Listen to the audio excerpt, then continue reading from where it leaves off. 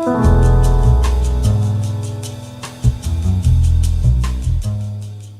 everybody. Thank you so much for your support of the Cosmic Chats, for your attention and your energy, and just being a part of each episode. It makes all the difference. So if you haven't subscribed before, please consider doing so. The more subscribers that we can get, the wider the net that we can cast, and the more and more people that we can bring in to share their insights, consciousness, and wisdom, and reveal that in the universe for all of us. So thank you so much and have a great day. Welcome, Sandy. Thank you so much for joining us today. I'm so excited to do this live. Sandy is a really accomplished woman and a true inspiration for many people.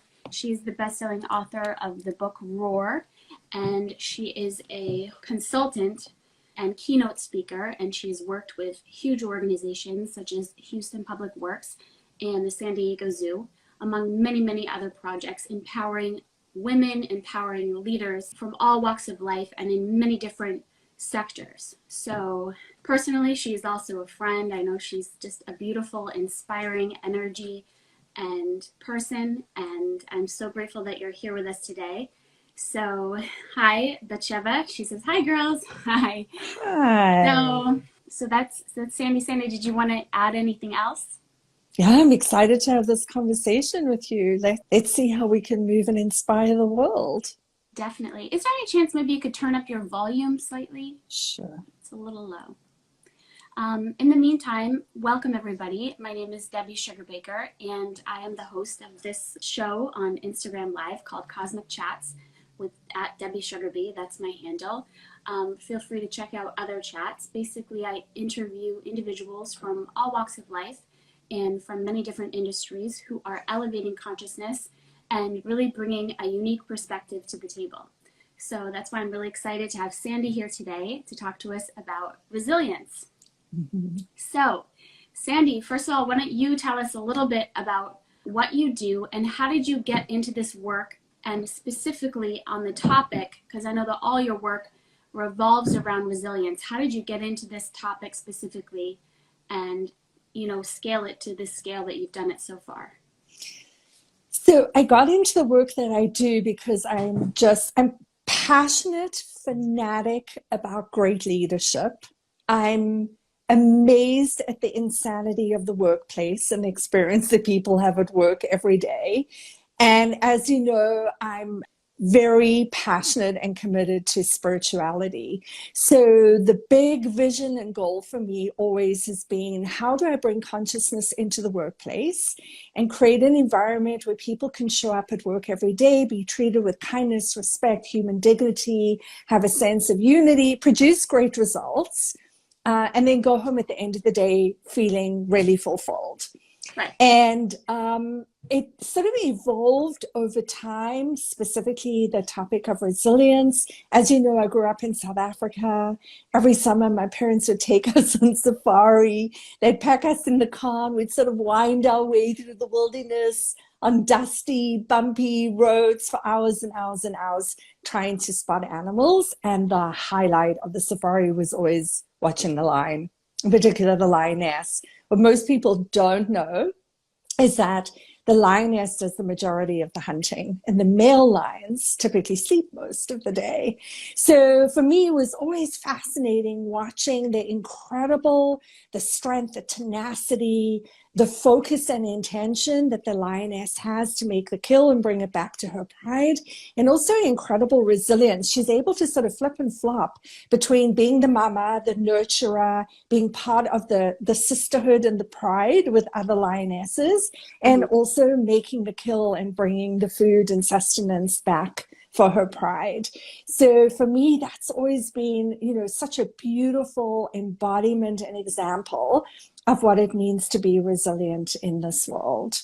Right. To be gentle but fierce, to be hardworking but compassionate, to be bold but also be willing to rely on others and operate in community. Wow, that's really, really a beautiful look at resilience.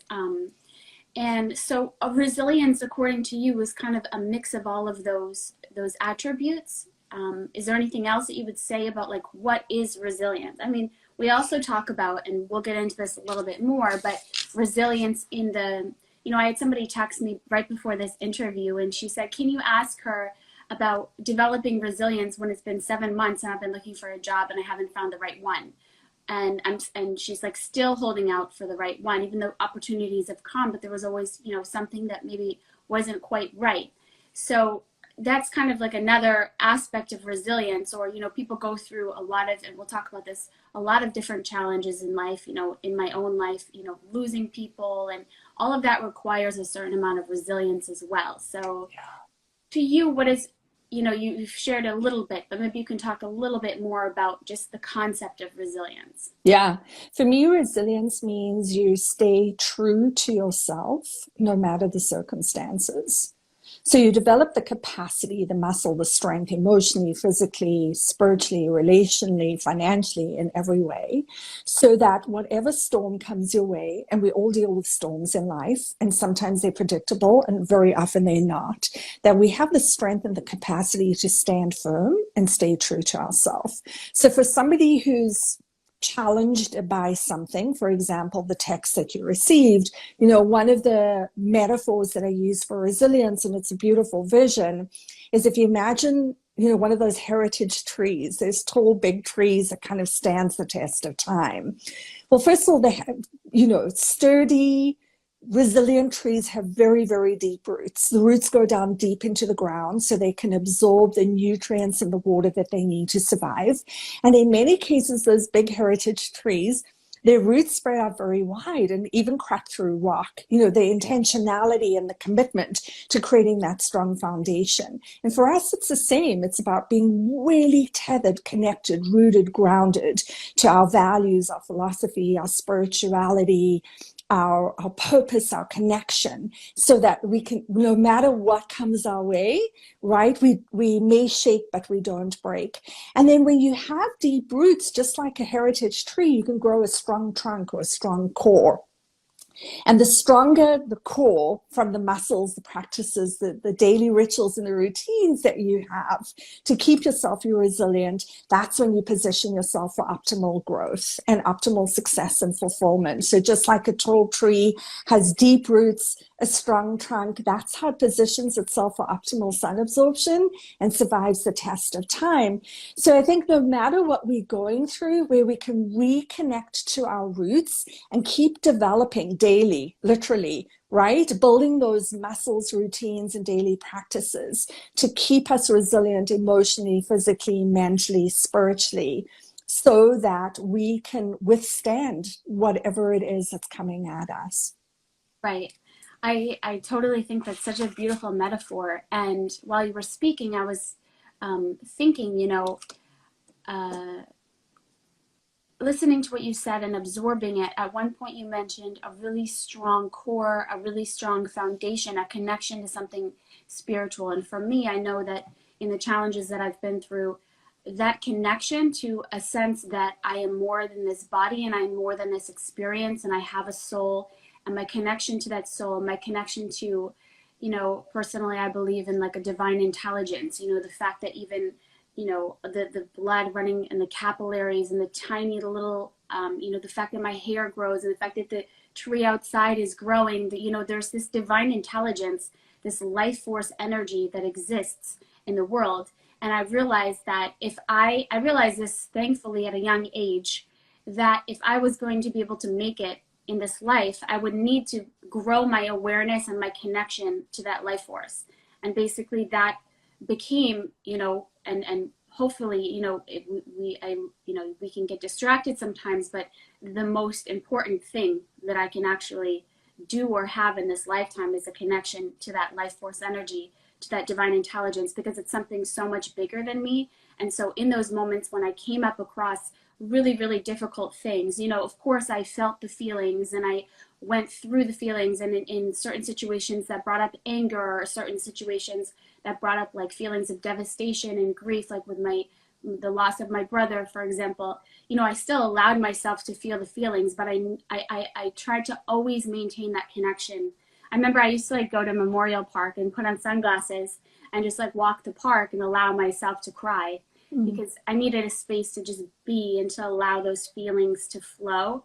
But that was part of my inner connection to myself and to that divine intelligence that I've been talking about.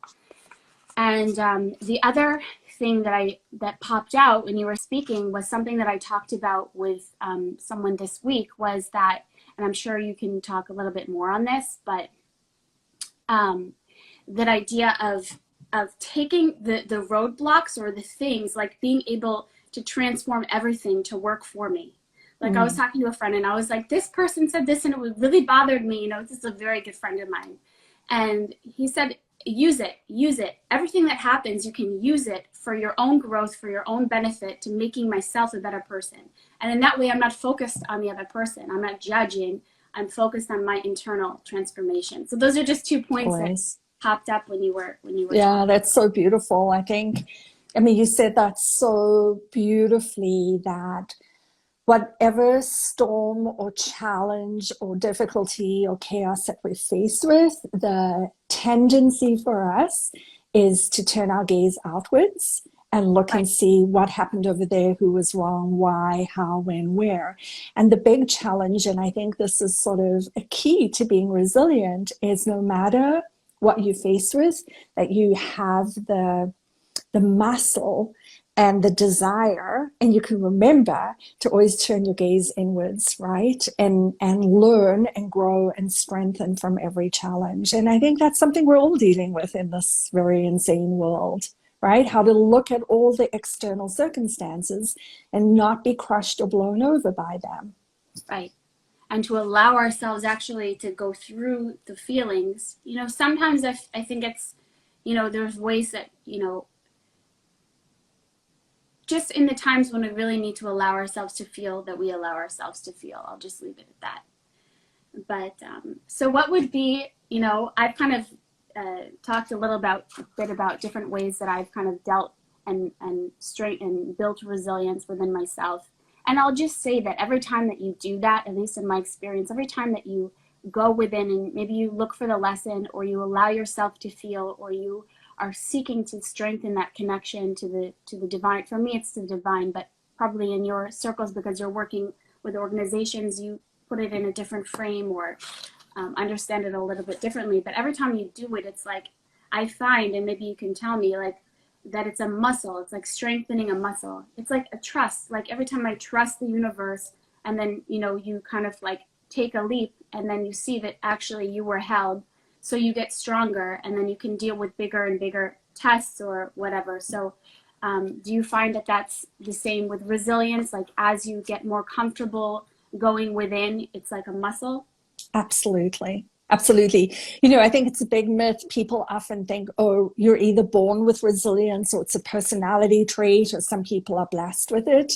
And I emphatically 100% believe that resilience is a skill set, really. And you develop it by practicing every day and by establishing the routines and the practices in your day-to-day life that enable you to develop those muscles, so that when you need resilience, it's there to be recruited. And I think sometimes people wait to find out how resilient they are till after a big storm. And the big encouragement... Sometimes that's just the way it goes. Like sometimes, you know, I know we can do it proactively, but sometimes when life really tests you, it's like they say you only know how strong you are until you have no other choice. Yeah. You know? Yep. So I'm a big proponent of let's not wait for the storm. Yeah, I agree with you. On that. Although, you know, sometimes life happens and it might be, you know, things that aren't directly related with you. You know, it could be someone you love is going through a challenge, or, you know, those things we kind of have, but it affects us. But is so important. So do you have any practices yourself that you practice to develop your resilience? Yeah, well, lots, but I'll share two of my favorite. And I talk about this a lot in the corporate world. Mm-hmm. in a way that people can relate to it. So Mm-hmm. number one is take time to prime, take time to prime. And when I speak about priming, I mean preparing yourself and pre-paving your day. So whatever practice you have, whether it's prayer, affirmation, meditation, exercise, sitting and breathing, yoga, quiet time, how we lay the foundation for our day sets the tone for the rest of the day. And I'm a big fan of encouraging people to ask yourself those big guiding questions first thing in the morning. What am I committed to today? How am I going to show up? What miracles and blessings do I want to invite and encourage in my life? Because those guiding questions then create sort of the vessel or the container for the rest of the day and keep us true to ourselves. So that's number one is I think for every one of us, and I say that I prime every day, but I know that I'm a little bit of a liar and a cheat, and I don't. I think that I do it every day, but I don't. And during COVID, I was saying to people, double up on your priming, triple up on your priming. So when things are tough and you're being pushed and pulled and stretched and bent, that's really the time to amplify and strengthen priming. So that's number one. And I'm pretty sure that you prime yourself every morning, right? Yeah, I mean, it's interesting. This morning I did it in a little different way. I just started doing just writing down all the thoughts that were kind of coming into my head. And Mm-hmm. I found that that was a really kind of different, and I do it sometimes, but it's not necessarily journaling. It's just kind of it is journaling, like a little brain dump, basically, Mm-hmm. of Mm-hmm. maybe the dreams of the night, the thoughts that came through, the thoughts that came up in the morning. Because I do find that in the morning, you have your regular kind of way that you react to the morning, which is maybe that like robotic thing, which, you can work on in subconscious reprogramming to wake up and feel like have a different experience. Because usually I think we have like a similar feelings in the morning, but then beyond that, I always get like other intuitive ideas and things that are like specific to this day. So Mm. I usually deal with like a combination of both because I'm just not a morning person, but some people might Ah. differently. But I always wake up like, oh, it's a little bit challenging for me. So Yeah, that's I have that baseline challenge, and then I also have like that what once I kind of just like relax, allow it in, and then I allow new thoughts, ideas. Okay, let's take the direction for this day. That's mhm. personally for me. But this morning what I was writing about was this idea of even reprogramming that initial feeling when I wake up. Yeah, that's beautiful. And I would say, especially for those of us who live in big cities, I know you live in LA, and a lot of people live in big cities, have a lot of demand, stress, and pressure. There's something so powerful about taking that time in the morning to calm our central nervous system. Because I think our central nervous systems are bombarded and overloaded by, all the conditions in our life. And when our central nervous systems are on edge or on fire or inflamed, then obviously we have the tendency to be more reactive, right? So Totally. part of that whole context of priming is taking the time to set our intentions, to ask ourselves the big, powerful questions, and also just to calm the central nervous system so that Right. when we walk into our day, when something comes at us, we have the ability in the moment to pause, right? And to Right. choose a wise response. And to choose a wise response. Exactly. And I feel like another thing that, in terms of like making those proactive decisions, a lot of people right now, just that I've spoken with and friends and whatever, are being like challenged kind of to say no to things and to really Mm-hmm. stay true to who you are and not kind of, I'm not going to say compromise because compromise, I believe, is a positive thing, but not to kind of dismiss oneself or like, just like leak your energy and just, do whatever to really maintain those strong boundaries and decisions about what I really want to do and saying yes when I mean yes and saying no when I mean no and really being like strong in that sort of, I don't know if you call it integrity with yourself or something like that. Yeah. But Beautiful.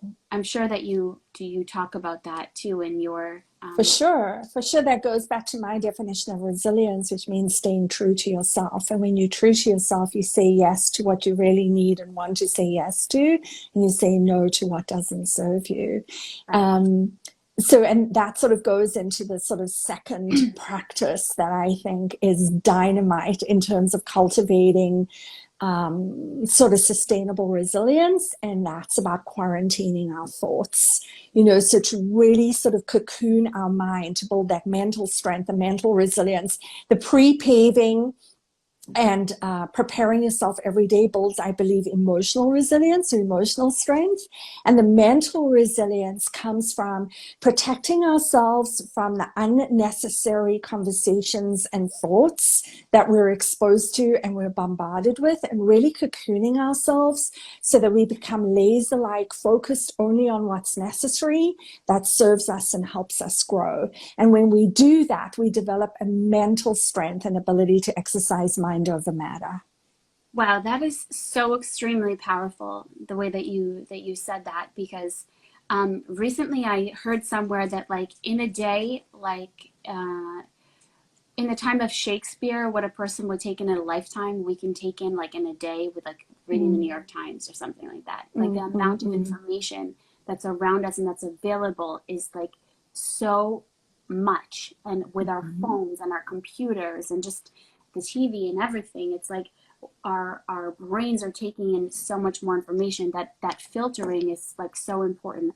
Also energetically, I remember when I was like just after having gone through something that was really devastating for me, which was the loss of my brother, and even after the loss of my father, it was like, there's you kind of naturally happens, but there were I kept my circle close. I know that I was in kind of, and it's kind of like a good way to think about it even now, because I was in like a very fragile state. I knew at that time, and I was dealing with something that was like really intense and life-changing for me, and I really had to protect my energy. And I was very careful about who I went around, and I was very sensitive to myself and how I was feeling, maybe in a way that I'd never been in my life before. And so I was careful about who I spoke with, and I was careful about, because some people just weren't going to be on. I knew they're just like, because we're all going through different things, and when you're going through something like that, you really need to just be careful with your energy. And now I'm like, wow, I need to do that all the time, to be really aware of the content that I'm taking in, the people that I surround myself with, and the conversations that I have. What's really the point of them? When you're in those like kind of very extreme situations, you become very aware of like, okay, why am I saying this? Why am I having this conversation? What's the consciousness behind it? Is there a greater purpose, or is there a greater reason? Am I bringing light, or is this just something that's like taking energy from me and from other people? Because Absolutely. a lot of, what do they say? Like our speech is, one of the most powerful things that we have, and we can like build or destroy with our words. So anyway, that was kind of, that's beautiful. We live in a world where there are so many opportunities and invitations every day that can deplete and fragment us. And when we're depleted and fragmented, we're not in a state of resilience, right? So the big question, I think all of us, for sure, I'm grappling with all day, every day now, is how to stay whole, WHOLE. How do I bring myself back, protect myself, surround myself by the right influences, the right energies, the right people, the right conversations, the right thoughts, to keep myself in my strongest, fullest form, so that I can achieve everything I want to achieve. That's great. And most importantly, go to bed at the end of the day with a deep sense of fulfillment. And I think we're in a world, we're in a society where we've pretty much mastered the art of achievement, right? Setting goals, achieving goals, getting things done. We're super, super good at that. Sometimes what we're not so good at is putting high priority on fulfillment. And sometimes achievement is at the cost of fulfillment, right? Achievement at the cost, totally. And also, just another word that came to mind when you were saying that was like that inner connection.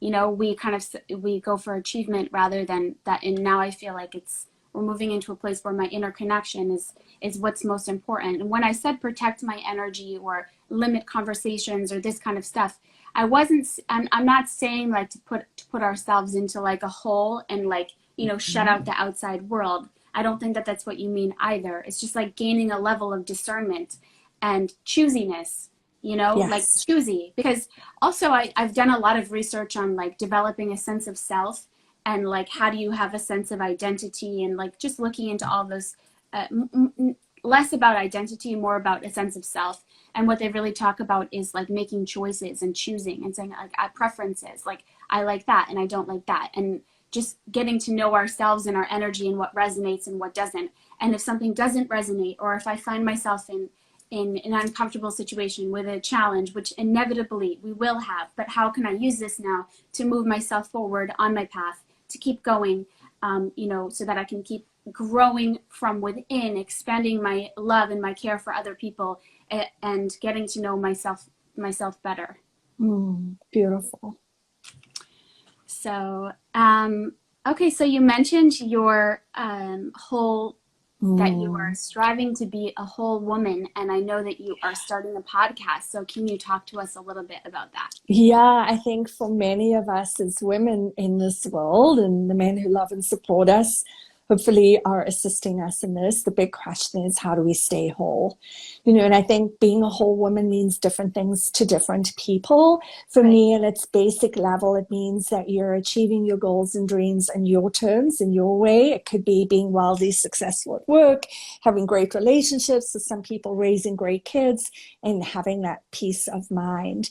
So I'm launching a new podcast and a new cohort called The Whole Woman's Way, wholewomansway.com. And we'll launch it in the next couple of weeks.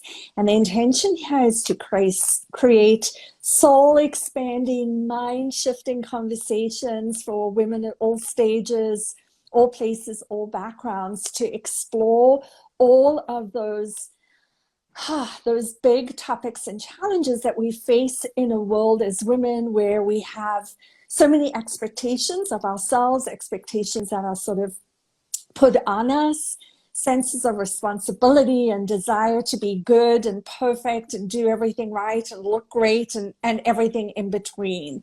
And so I want to have some real gritty, deep, vulnerable conversations with women of all colors and all places and all ages about how we deal with the complexities of being a woman in today's world. That's beautiful. And it's actually, you know, exciting, you know. Yeah. Instead of like feeling it's a time when, you know, women I think are more liberated than we've been in many centuries, and that's really exciting. It sounds incredible. And I know you asked me about what my idea of wholeness was. Yes. And yeah, I think that what you said in the beginning was, you know, that you're living a life that feels like genuinely fulfilling to you, is really the crux of it. I mean, for me, it's more of like an energetic, an energy, a feeling of being like really in my, connected to my essence, and feeling, you know, connected to my soul. It's more of an energy and a feeling for me, that wholeness. But, you know, everybody's experience is different, you know? Right. There are many shades of being whole. And sometimes I think we weave in and out of the variations and the gradations of being whole. And at our core, I think man, woman, age, race, stage, we all have a desire to be whole. Right. Yeah. To be whole, and at the same time, we're whole, we're also growing, we're also expanding, we're also, you know, dealing with, you know, challenges, but being able to have that resilience to go through them, or to build that inner connection as we do go through them, and to become a more, you know, empathetic, sharing, caring being in the process.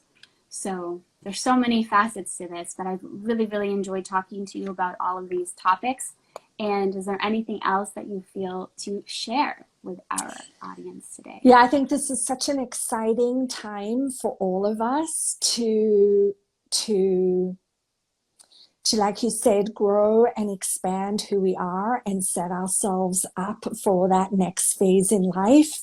And I say that because we're being challenged in so many ways, and that we're being called upon and urged and encouraged to develop that state of inner resilience and wholeness. Right. Because on that, with that foundation, with those deep roots, that strong core, we have greater capacity to go out into the world and do whatever it is that we're doing. So that's my greatest wish for all of us. Thanks for having me. It was super fun having a conversation with you. So beautiful. Thank you so much. And something that just came to mind, and maybe this is a message for somebody out there who is watching now or who will watch later, and that is just to return to that sense of trust, or we might call it certainty, to know that there is this benign, beautiful energy, this divine intelligence that does exist, and that it is something that we can tap into, and that it's there. You know, sometimes in our challenges, the most thing that I get challenged with is like, you know, it's not going to happen for me. It's not, you know, nothing's happening. You know, you get all of these sorts of doubts, but just to remind yourself to trust the universe. The universe has your back, and that you really, we're all, I believe, much stronger than we think, and much more than we even know. You know, if anybody's watched check out my interview with Batya Solomon about kind of experiencing the greater levels of her soul when she went to the other side, and thank God came back. So just, we're all much bigger than we know, and that just came through. So sharing that with you. Thank you so much, Sandy. Thanks. Bye, Debbie. Thank you.